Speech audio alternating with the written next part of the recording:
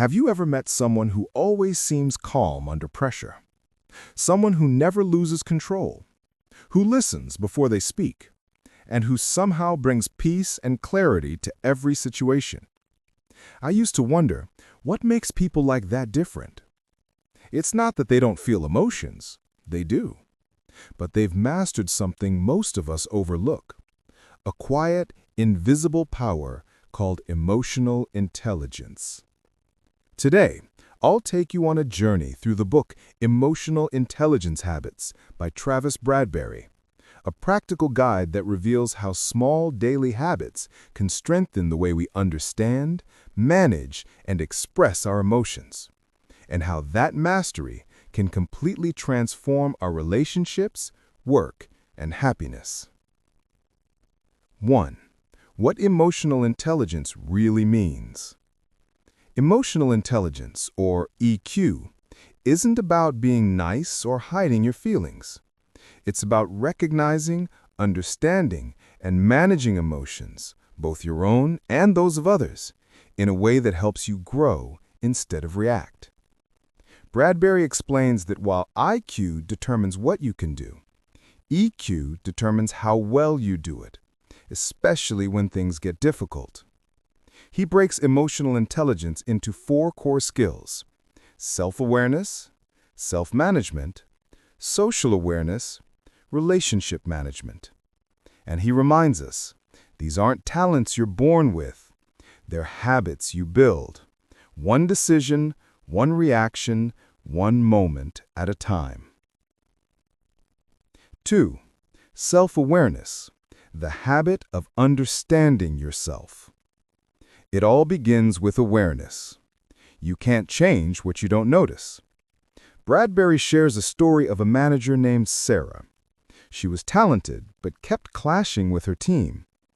After feedback, she realized she often became defensive during meetings, not because others were wrong, but because she feared appearing unprepared. That simple realization changed everything. By becoming aware of her emotional triggers, Sarah learned to pause before reacting, to breathe, reflect, and respond with intention.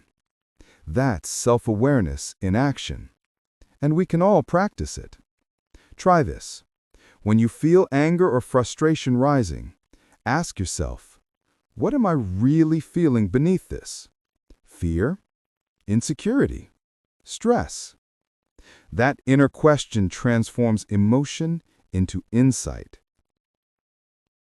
3. Self-management, the habit of emotional control. Once you can see your emotions clearly, the next step is managing them, not suppressing, managing. Think of emotions like waves. You can't stop them, but you can learn how to surf them. Bradberry says emotionally intelligent people don't let temporary emotions lead to permanent decisions. They pause before reacting, using that moment to choose a response that aligns with their long-term goals. He suggests simple yet powerful tools. The 10-second pause rule before replying to an emotional message. Deep breathing to reset your nervous system. Reframing frustration into curiosity. Instead of "why is this happening to me?" try "what can I learn from this?" Imagine you're cut off in traffic. Your instinct might be to shout or honk, but what if you thought, maybe that driver's rushing to the hospital? You'd feel instantly calmer. That's not naivete.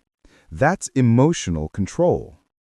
Self-management is the art of keeping your inner world steady, no matter how chaotic the outer world becomes. 4. Social awareness, the habit of reading others. Now we move beyond ourselves to the ability to read and understand others. Bradberry calls this social awareness, the emotional radar that lets you sense what people feel, even if they don't say it. Think of a colleague who seems quieter than usual, or a friend who smiles but whose eyes look tired. Social awareness allows you to notice these subtle signals and respond with empathy instead of assumption. One of Bradberry's most powerful examples is from a hospital nurses who developed emotional awareness training.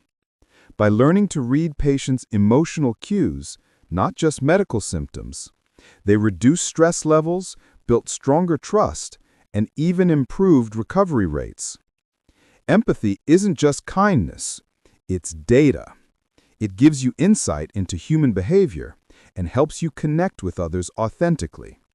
To strengthen this habit, he suggests spend one full conversation listening without interrupting. Observe body language and tone more than words. Ask questions like, "How are you really feeling about this?" When you truly listen, people feel safe, and that emotional safety is what builds powerful relationships. 5. Relationship management, the habit of connection. Emotional intelligence reaches its full potential when it shapes how we interact with others. That's what Bradberry calls relationship management, the ability to guide, inspire, and maintain trust over time. He shares a story of a leader named Mark, whose team suffered from low morale after a failed project. Instead of blaming anyone, Mark gathered his team and openly admitted his own mistakes first. That honesty created space for others to do the same, and within weeks, the team recovered stronger than ever. That's leadership built on emotional trust. The key habits here are giving constructive feedback with empathy, acknowledging emotions during conflict instead of avoiding them, expressing appreciation consistently, even for small wins. Bradberry reminds us that relationships aren't built by grand gestures. They're built by small, consistent acts of emotional honesty. 6. The role of habits in emotional growth. Now here's where the book gets deeply practical. Travis Bradberry argues that emotional intelligence isn't developed through reading theories, but through habits practiced daily. He introduces what he calls emotional micro-habits, tiny, repeatable actions that rewire your emotional responses over time. For example, writing one line of gratitude each morning trains your brain for positivity. Taking a 2-minute pause before big meetings resets your composure. Checking in with a colleague just to ask, "How are they really feeling?" builds emotional connection. These habits might seem small, but as Bradberry says, change happens one emotion at a time. And those small shifts compound. Just like consistent exercise strengthens your body, consistent emotional awareness strengthens your mind. 7. Emotional intelligence at work. In modern workplaces, EQ matters more than ever. Bradberry's research shows that people with higher emotional intelligence earn an average of $29,000 more per year than those with lower EQ, because they handle pressure, collaboration, and leadership more effectively. He shares the example of a tech startup where 2 equally skilled engineers were promoted. One focused only on technical perfection, the other focused on team harmony. A year later, the second engineer's team delivered better results, not because they were smarter, but because they trusted and communicated better. Emotional intelligence is the soft skill that drives hard results. 8.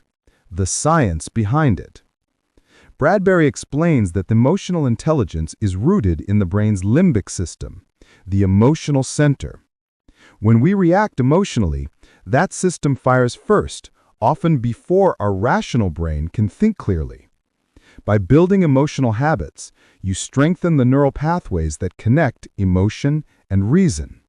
It's like training your brain to take a deep breath before speaking, automatically, without forcing it. That's why habits matter more than willpower, because they reprogram your reactions at the neurological level. 9. Building your own EQ routine. Bradberry closes the book with a simple roadmap, a daily routine to build emotional strength. Morning reflection.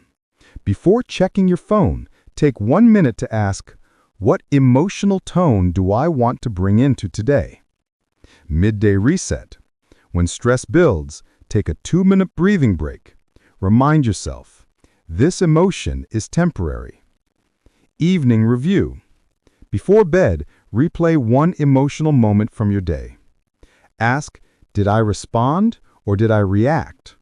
What can I improve tomorrow?